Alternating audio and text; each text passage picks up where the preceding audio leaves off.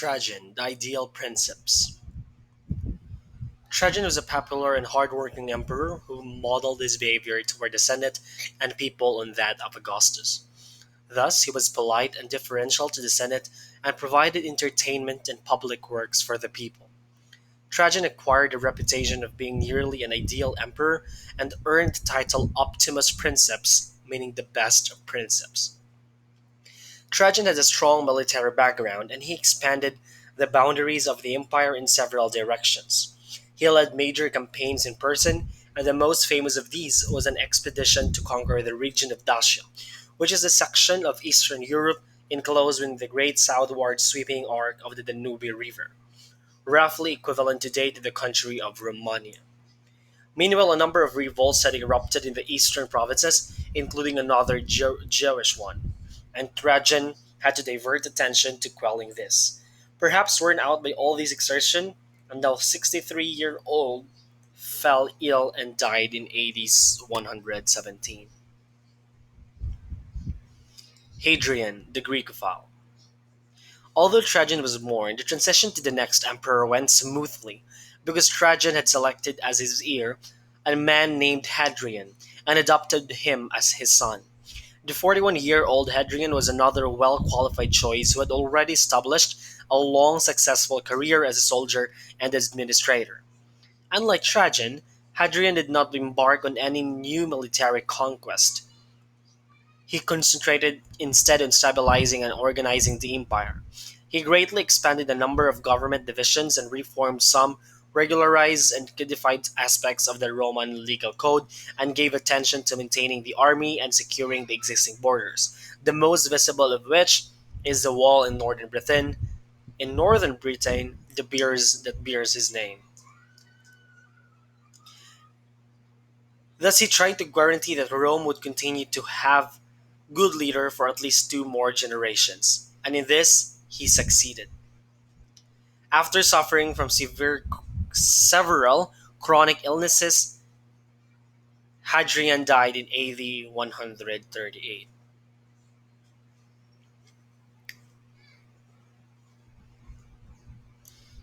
The Antonine emperors, Emperor Aurelius Antoninus.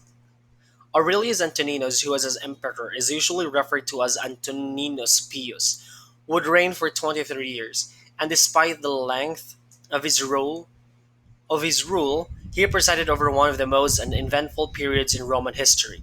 Antoninus did not wage any major campaigns, and there were relatively few and minor rebellions, which were quickly suppressed. Antoninus did not construct any especially large or memorable buildings, nor did he institute any particular significant new policies or initiatives. Instead, his reign was characterized by steadiness and consolidation. Emperor Aurelius Antoninus was polite to the Senate and was active in disaster relief across the empire. He gave public spectacles that were entertaining but not excessive, and he restored a number of buildings that had fallen into despair. He died in AD 161. Marcus Aurelius and Lucius Verus. In the latter part of Antoninus' reign, it had become apparent that of the two boys, Hadrian had made him adopt Marcus Aurelius and Lucius Verus. Marcus was the more dynamic one. Therefore, when Antoninus died, everyone looked to Marcus Aurelius to take over. Yes, he did so, but he insisted that his stepbrother be appointed co-heir. So technically, Rome then acquired two emperors simultaneously. Despite the potential for conflict, the two men ruled amicably, splitting responsibilities for the next 8 years, until Verus died of natural causes in AD 169. Soldiers from war brought back with them an infectious disease that quickly turned into a deadly epidemic, and it killed millions of people. When it came for Marcus to select an heir, he deviated from the practice set by the four previous good emperors and designated his own biological son, Commodus, as his heir.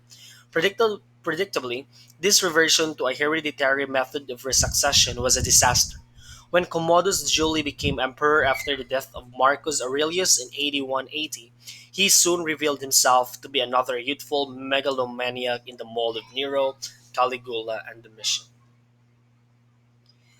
The ancient Roman Empire is one that is known for innumerable things. It can be attributed with a rise and fall like no other civilization, and one that many other empires look up to. We'll learn from the emperors discussed about their lives, the struggles, decisions, and leadership that made an impact to the Roman Empire. Thanks for listening. God bless.